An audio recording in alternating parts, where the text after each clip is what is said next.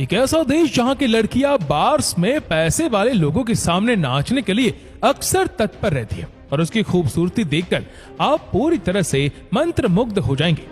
दोस्तों, कतर एक ऐसा देश जहां पर पैसे की कोई कमी नहीं है। दोस्तों, हम आपको बता दें, सिंगापुर के बाद अगर किसी जगह पर सबसे ज्यादा अमीर आदमी पाए जाते हैं तो वो कतर में ही है। इसकी अधिकतर इनकम यहाँ मौजूद तेल भंडारों और प्राकृतिक गैस पर निर्भर रहती है। लेकिन दोस्तों, इतना सारा पैसा होने के बावजूद भी इस देश के लोग बिल्कुल भी खुश नहीं हैं। जी हाँ दोस्तों, इस देश के 90% लोग नाखुश हैं और इनकी संख्या दिन प्रतिदिन बढ़ती जा रही है। अब आप सोच रहे होंगे कि जिस देश में इतना पैसा है वहां के लोग नाखुश कैसे हैं? दोस्तों, इसके पीछे की वजह हम आपको अंत में बताएंगे, इसलिए बने रहिए हमारे साथ अंत तक।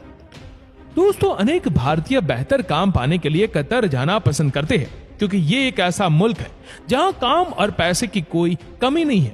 ये देश खूबसूरती में भी अच्छों को मात देता है। इस देश का नाम कतर कथारा बंदरगाह की वजह से पड़ा और यहाँ रहने वाले लोगों को कतारी भी कहते हैं।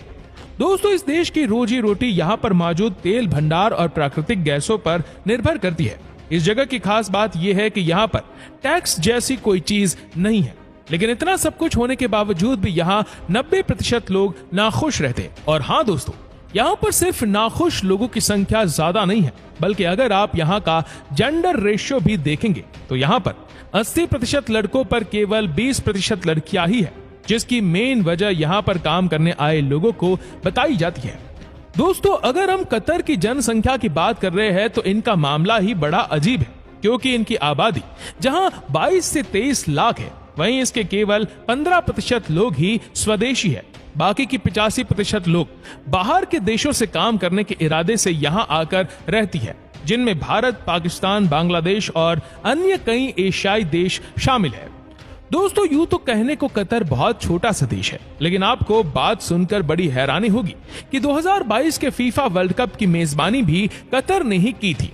और इस वर्ल्ड कप को होस्ट करने के लिए कतर ने अपने देश में तरह तरह की व्यवस्थाएं की थी, ताकि जितने भी लोग फीफा वर्ल्ड कप का लुत्फ उठाने आए उन्हें किसी तरह की कोई परेशानी ना हो। और हाँ दोस्तों, कतर ने भी भारत की तरह गुलामी का समय देखा है। दोस्तों, कतर ब्रिटेन का गुलाम था। 1971 में जाकर इसे आजादी मिली थी। आज कतर धीरे धीरे तरक्की की ओर बढ़ रहा है। वैसे दोस्तों, कतर में आपको ऐसे कई सारे कमाल देखने को मिल जाएंगे जो किसी को चौंका कर रख सकते हैं। जैसे आपको यहाँ मैकडोनाल्ड का बर्गर 300 रुपए का पीस मिलेगा, लेकिन 1 लीटर पेट्रोल 15 रुपए में बड़ी आसानी से मिलेगा, जिसकी एकमात्र वजह है कतर के केवल 1% एरिया में खेती होती है, जिस वजह से कतर का खान पान का अधिकतर सामान बाहर के देशों से आता है। और अगर दोस्तों हम यहाँ के कानून की बात करें तो यहाँ 2 तरह के कानून हैं, एक सिविल लॉ और एक शरिया लॉ। दोस्तों, अगर आपको ना पता हो तो शरिया कानून क्या होता है तो हम आपको बता दें कि शरिया कानून इस्लाम की हिदायतों, नसीहतों और उनकी चेतावनियों पर आधारित है, जिसकी वजह से यहाँ पर सार्वजनिक तौर पर शराब पीने पर सख्त पाबंदी है। लेकिन दोस्तों, कुछ जगहों पर आप परमिट के बाद ऐसा कर सकते हो।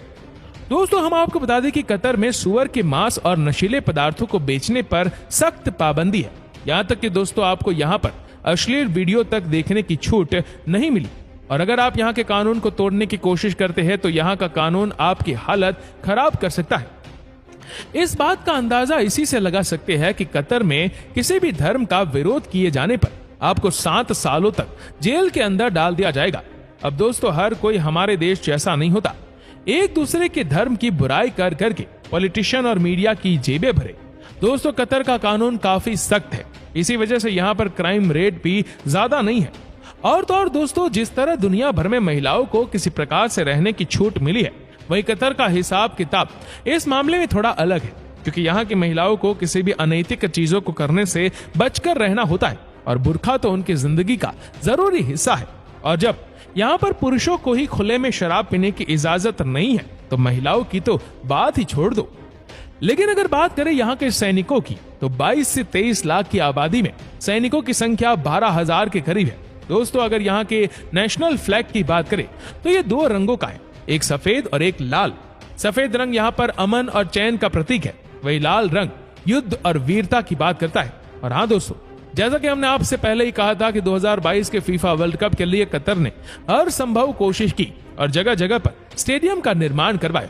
जिसमें उनके देश की सरकार के साथ साथ देश की सैनिक भी पूरी ईमानदारी से लगे हुए थे। दोस्तों, हम आसान भाषा में कह सकते हैं कि कतर भले ही छोटा देश है, लेकिन ये किसी भी मामले में पीछे नहीं है। उनकी मेहनत और लगन के बल पर ये धीरे धीरे आगे बढ़ने की कोशिश कर रहा है, जिसकी शुरुआत होती दिखाई दे रही है।